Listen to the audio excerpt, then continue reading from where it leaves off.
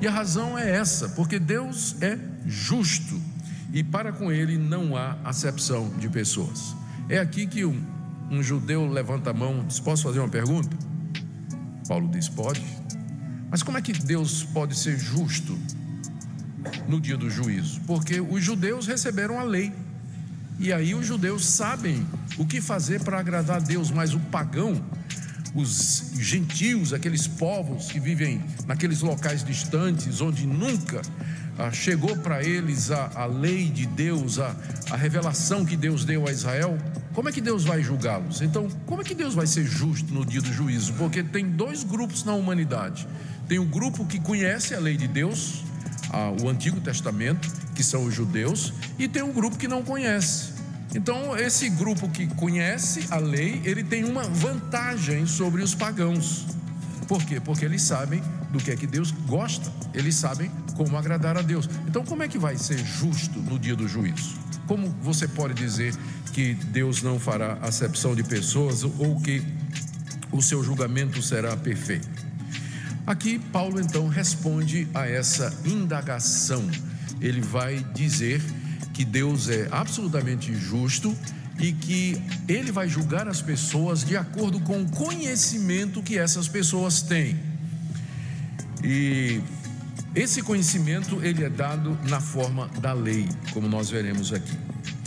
Deixe-me, antes de entrar nos dois pontos centrais aqui do que Paulo está dizendo, explicar um pouquinho o que é a lei. O nosso Deus é um Deus santo, Ele é o Criador dos céus e da terra, Ele é onipotente, onipresente, onisciente, Ele é imutável no seu ser, Ele é perfeito em todas as suas obras, justo em todos os seus caminhos. E esse Deus, Ele tem uma vontade, e essa vontade é expressa naquilo que nós conhecemos como os 10 mandamentos, que foi a lei de Deus escrita, dada ao povo de Israel através de Moisés. Então eu sei que Deus é um Deus que zela pela sua pessoa e pelo seu nome, porque na lei está dizendo que eu não devo tomar o nome dele em vão e que eu não devo adorar outros deuses a não ser a ele.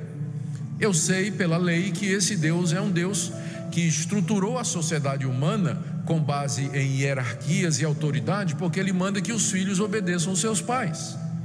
Eu sei que esse Deus valoriza o casamento e Ele estabeleceu famílias, tanto é que Ele proíbe que eu traia a minha mulher ou que a mulher traia o seu marido.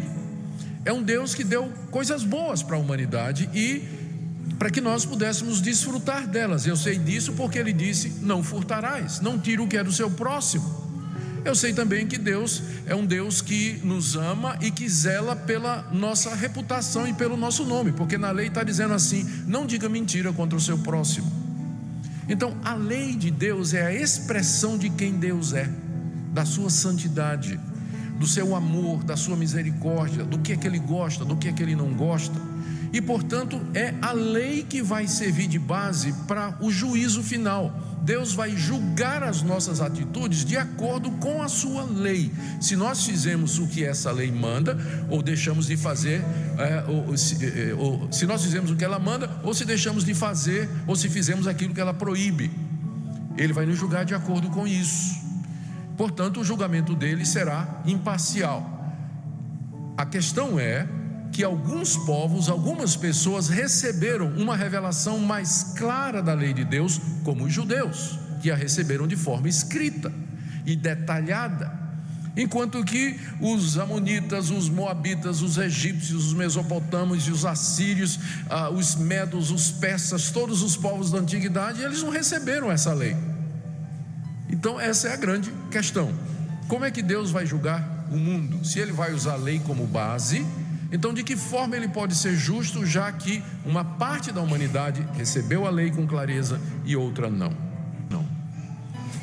Isso vem do fato de que o nosso Criador, Ele é um Deus moral, Ele é um Deus santo, Ele tem regras, Ele tem normas, e Ele imprimiu em nosso coração a sua imagem e a sua semelhança. Então no verso 14, você vê Paulo dizendo: os gentios às vezes procedem de conformidade com a lei.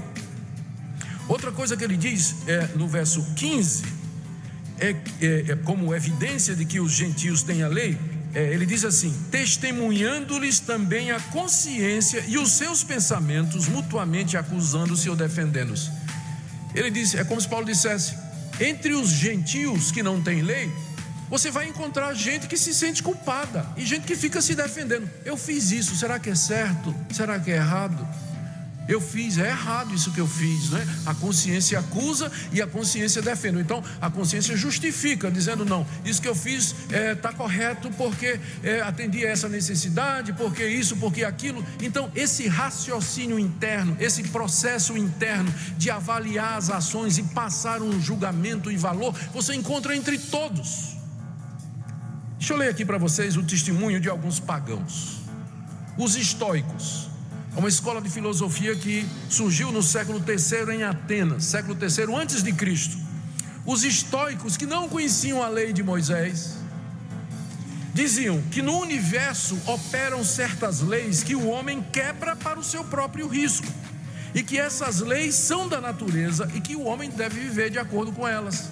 Olha o que um filósofo pagão está dizendo.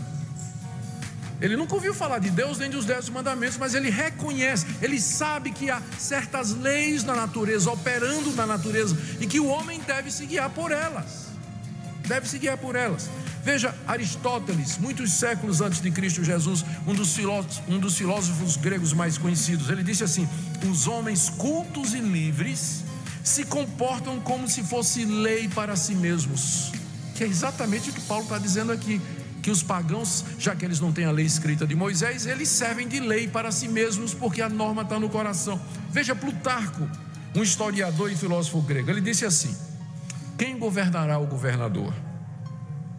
É a lei, a rainha de todos os mortais e imortais, que não está escrita em rolo de papiro ou tábuas de madeira, mas na própria razão, dentro da alma, que mora perpetuamente com ele e nunca deixa sua alma privada de direção moral. Gente, quem escreveu isso foi um pagão que nunca ouviu a lei de Moisés, nunca ouviu nada.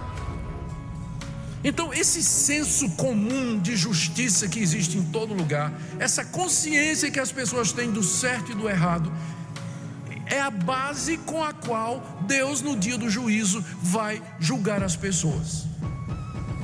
Ou seja, ninguém no dia do juízo vai professar inocência. Ninguém será salvo com base na argumentação de inocência ou de ignorância. Ninguém vai poder se desculpar ou escapar do juízo de Deus, porque até os mais brutos, os povos que nunca ouviram o evangelho, eles têm conhecimento do certo e do errado. Há essas noções em todas essas culturas, em toda essa literatura. E de onde provém isso, senão exatamente da imagem de Deus em nós? O resumo da passagem é essa: que nem gentios e nem judeus escaparão ao justo juízo de Deus.